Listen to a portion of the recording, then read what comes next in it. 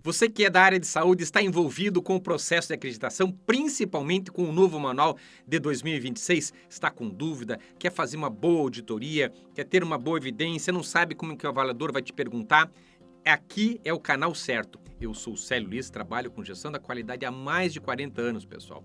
Já fui professor, instrutor de avaliadores, já preparei avaliadores, já viajei o Brasil inteiro fazendo auditoria em hospitais, clínicas, laboratórios, sou professor de pós-graduação, exerci diversos cargos na área de saúde, inclusive direção de hospital, e aqui eu uso o meu tempo para dedicar no sentido de fazer você entender melhor o manual da ONA, de como você produz evidências, qual que é a melhor didática de você explicar para o avaliador, que muita gente às vezes sabe fazer e no dia da apresentação não sabe demonstrar e acaba levando uma não conformidade, um parcial conforme, ou sai um pouquinho com aquele gosto amargo da auditoria. Eu lembro para vocês rapidamente que nós temos o nosso Tira Dúvida. Lá no final da descrição tem um link, você pode me contratar pelo tempo que você quer, para tirar a dúvida do manual, de alguma situação que você esteja preocupado ou uma situação que você precisa produzir evidência e ninguém te ajuda. É só clicar lá no link, você escolhe o horário, você faz o pagamento, é tudo seguro e você consegue tirar a dúvida pessoalmente comigo. Não, pessoalmente não, né? Porque você vai tirar isso de maneira virtual, por uma reunião virtual que você vai conseguir tirar essas dúvidas, tá, pessoal? Lembra também, se você se interessar, nós também fazemos diagnóstico, nós fazemos consultoria, tudo isso presencial à distância, treinamento, mentorias também, nós fazemos mentorias individuais ou mentorias em grupo. Se o seu hospital quer juntar um grupo de colaboradores, aprender o jeito certo de quem milita nisso há 40 anos e sabe a dor que você sente, estão aí, a descrição também conta lá o nosso contato, é só você manter o contato que alguém da nossa equipe vai conversar com você e vai entender da sua necessidade. E hoje nós vamos concluir mais um grupo de requisitos bem interessantes. Vamos lá? Vamos falar então sobre a gestão de documentos e mudança. Uma novidade, né? A ONA coloca agora um grupo mais específico, chamando de gestão de documentos e mudanças. Então ela quer que você produza evidências de como se faz essa gestão e de como se faz a gestão das mudanças. No próprio requisito, ela deixa implícito isso, né? Estabelecer, implementar e manter um método padronizado para definição do quê? De como é elaborado os documentos, os procedimentos, os protocolos, os formulários, né? Todo o teu enxoval de documentos, né? Como é que isso é elaborado. Então, todos esses documentos, por exemplo, pessoal, não pode ter nenhum tipo de formulário dentro de um hospital, de uma clínica, de um laboratório, que não esteja vinculado a algum procedimento, porque se eu estou preenchendo aquele formulário, significa que é uma atividade, que eu estou registrando algum dado que é importante, que teoricamente tem que estar regulamentado por algum POP, por algum procedimento. Então, também de como é feita a verificação, a validação, a atualização desses documentos, de que maneira é feita a distribuição, o controle de acesso, uso e descarte desses documentos, quer sejam internos ou externos, né? Principalmente aqueles documentos relevantes, né? Principalmente analisando se é um formato físico ou digital. Para quê? Assegurar a segurança da informação, rastreabilidade dos documentos e tendo um suporte eficaz aos processos assistenciais e gerenciais. Bacana esse requisito. Bom, qual que é a orientação da ONA? Implantar um sistema formal de gestão de documentos, ou seja, de que maneira é isso? Então, o que eu recomendo para você? Sério, como é que eu faço isso? Faz o POP da gestão de documentos.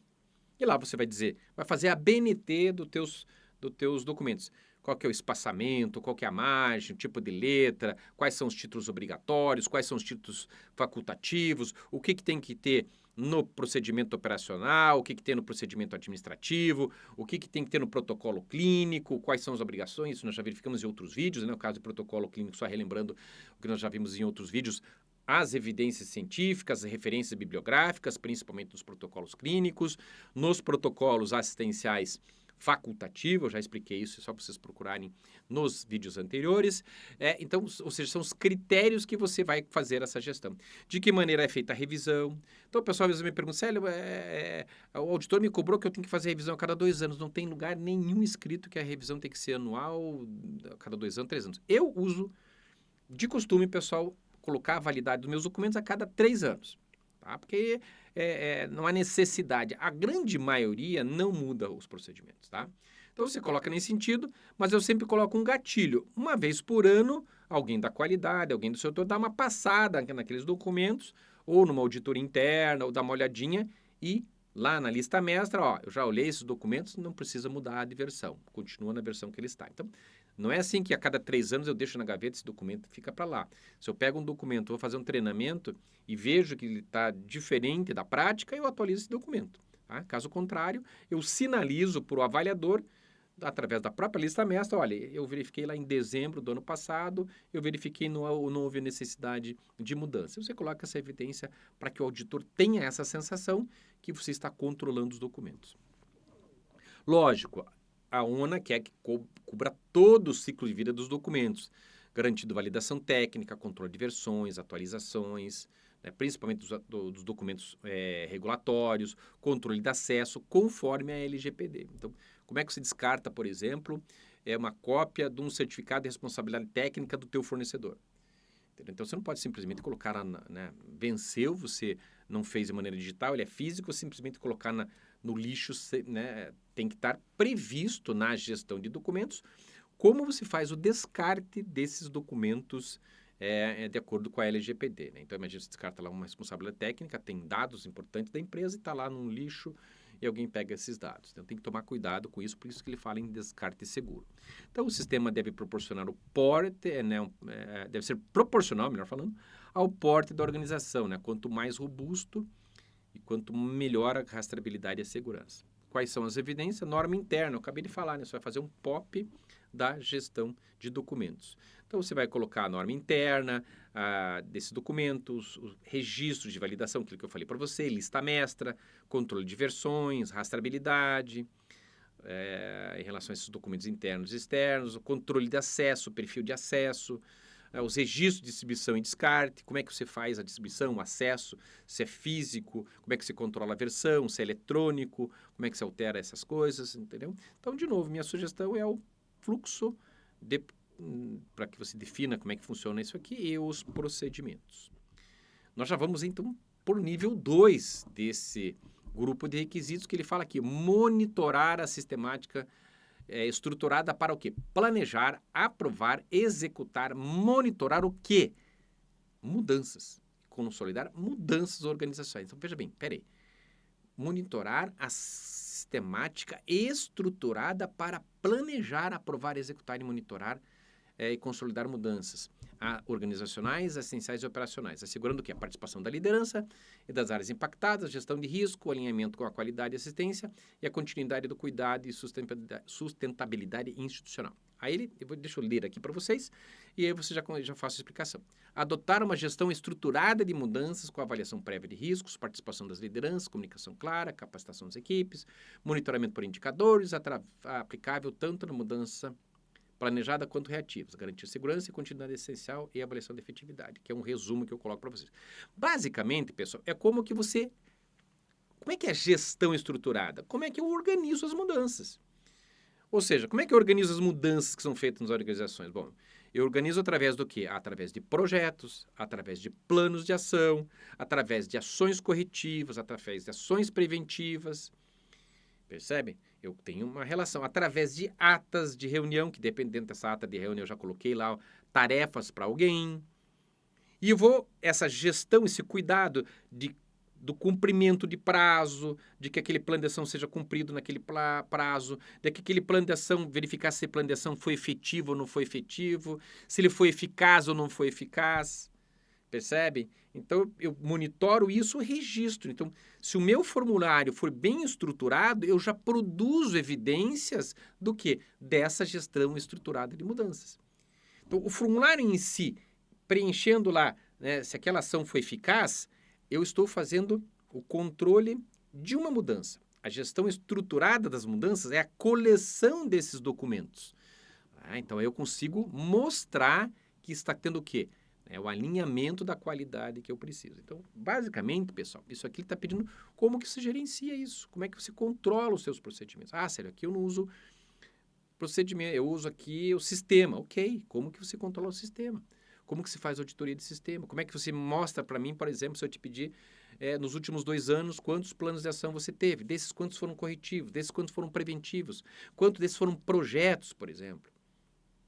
Ah, será que a gente chama plano de ação e projeto? Ok, tudo bem. Então, como é que você me evidencia quantos planos de ação você fez aqui para melhorar a estrutura? Quantos você fez para melhorar o processo? Quantos desses você fez para melhorar resultado? Percebe? Então, de acordo com o que você monta a informação que você tem lá e registra isso num almanaque de qualidade, ou num almanaque que você mantém esse histórico, na hora que alguém te perguntar como é que você monitora, tá aqui, ó, eu monitoro os planos de ação desse jeito, os projetos desse jeito, os indicadores desse jeito, as atas desse jeito. E aqui que eu evidencio como que isso funciona e quais são os resultados que são traduzidos todo esse controle aonde? Num documento macro que vai dar impacto lá no nível 3, que é no planejamento estratégico ou na análise crítica do planejamento estratégico. Lógico, né, pessoal? A sugestão de evidências da própria ONU é um procedimento formal de gestão de mudanças, ou seja, como que você faz isso, como é que você analisa o risco de maneira documentada, os planos de ação estruturado, os indicadores de monitoramento, relatórios pós-implantação. O que é o relatório pós-implantação? Você pode fazer um relatório pós-implantação detalhando o que você fez, ou só simplesmente você colocar que foi eficaz ou não. Percebe? Então, depende do teu nível de profundidade, o nível de dedicação dos seus gestores, o tempo destinado para isso, o nível de maturidade, você pode avançar um pouquinho mais.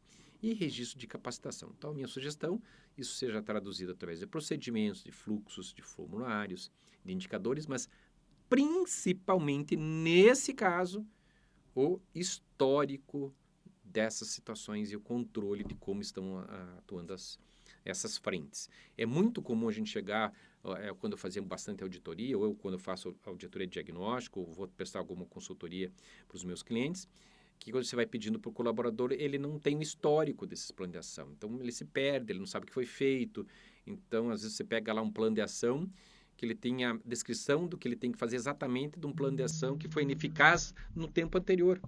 Entendeu? Há muito tempo atrás, ele já tinha um plano de ação que ele tinha implantado, fez um plano de ação de um jeito, foi ineficaz e ele está repetindo isso. Então, ele não está tendo uma gestão estruturada de mudança. Por quê? Porque quando ele está controlando isso, ele não tem condições de analisar que aquilo já foi proposto. Então, quando a gente faz uma gestão estruturada, você vai anotando uma simples planilha, pessoal. No Excel, você vai anotando lá tudo o que foi feito. E funciona muito bem. E o último requisito de hoje fala do quê? Estabelecer e implementar um processo sistemático para incorporação das inovações, tecnologia, aspecto assistencial, gerenciais ou organizacionais, com a identificação e análise dos riscos associados, adoção de ações de mitigação, critérios definidos para o monitoramento e avaliação de resultados.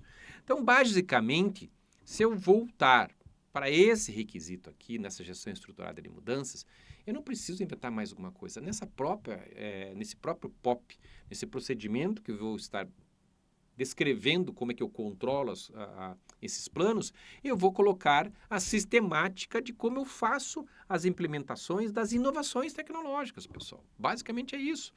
Então, ela deve ser controlada, exigir processo formal, ou seja, eu não posso comprar um tomógrafo agora porque eu acordei hoje e quero comprar um tomógrafo. Percebe? Eu não posso agora, não vou ampliar agora aqui, mais uma área, vou colocar cardiologia, mas da onde que está vindo isso? Qual que é o estudo? Cadê a estrutura para esse? É isso que a ONA fala quando ela estabelece um processo formal para quê? Para propor, para testar, para implementar inovações, com análise prévia dos riscos, definição de indicadores, avaliação de impacto na jornada do paciente. Então, percebe? Então, se eu vou colocar uma máquina nova no meu hospital, no meu laboratório, na minha clínica, vou comprar um equipamento para radioterapia. Peraí, qual que é o impacto financeiro disso? Quanto tempo eu vou levar para pagar, considerando o orçamento hoje, o nível de faturamento que eu faço hoje, com a quantidade de pacientes que eu tenho hoje? O que vai impactar na estrutura? O que vai impactar nos processos? O que vai impactar no resultado? Que resultado eu espero com uma máquina nova? Então, percebe quando eu vou descrever aquele procedimento, eu vou definir que para todo investimento eu tenho que ter o quê? Um estudo prévio do quê? Administrativo, financeiro, assistencial, gestão de risco. Percebe? Então, eu tenho que ter lá critérios que eu tenho que estudar junto. Então, não adianta eu pegar agora, eu quero comprar a máquina, mas não falo com a enfermagem. Entendeu? Não falo com o laboratório. Uma vez eu fui prestar consultoria num hospital que eles simplesmente implantaram lá a cardiologia, o setor de cardiologia, cirurgia cardíaca, melhor falando, e simplesmente esqueceram de conversar com o laboratório. Simplesmente implantaram. Aí começaram a pedir gasometria para o laboratório de noite, de madrugada, e não tinha ninguém no laboratório. O plantão era à distância. Como é que você vai fazer uma gasometria à distância até o bioquímico chegar, o biomédico chegar? Entendeu? Já era. Mas foi feito. Entendeu? Foi feito nesse sentido. Então, é isso que a gente tem que ter esse procedimento, tá? Então, ela vai dando algumas sugestões, o procedimento de gestão de inovação, que eu acredito que você pode colocar naquele mesmo documento, matriz de riscos, relatórios de análise crítica, que eu acabei de falar.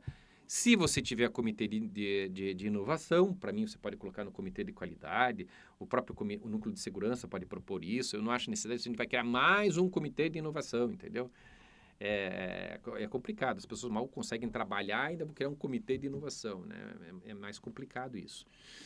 Os indicadores de desempenho, os projetos pilotos. Então, minha sugestão são os procedimentos, fluxos, próprios formulários, indicadores e principalmente o que eu sugiro para vocês aqui, o almanaque da qualidade, o controle desses planos de ação e principalmente nesse caso, quando eu for falar de inovação, eu simplesmente ter esse processo formal, né, definido. Onde é que eu vou falar? Como que é feito as inovações? Através de um procedimento. Então, ele vai me dar tudo que eu tenho que ver, o formulário que eu tenho que preencher, como que isso vai ter que chegar para a direção, de maneira padronizada. Então, não pode lá, agora, a equipe da cardiologia resolve fazer um projeto para cardiologia, o laboratório resolve fazer um projeto, os cirurgiões lá resolvem fazer um projeto, e cada um faz um jeito, o baile do macaco louco, entendeu? Não, o projeto é desse jeito, desse jeito, desse jeito, desse jeito, tem isso aqui, define da onde? No procedimento, pessoal. Beleza? Se você chegou até aqui, muito obrigado. Lembra de deixar um like, clicar no sininho, faz algum comentário, pessoal, por favor. Muitas pessoas veem o vídeo, assistem, aprendem e não colocam um like. O YouTube não entende como relevante e a gente não consegue chegar a mais pessoas que precisam dessas aulas para esclarecer as coisas em relação à ONA. Valeu, pessoal. Até o próximo vídeo.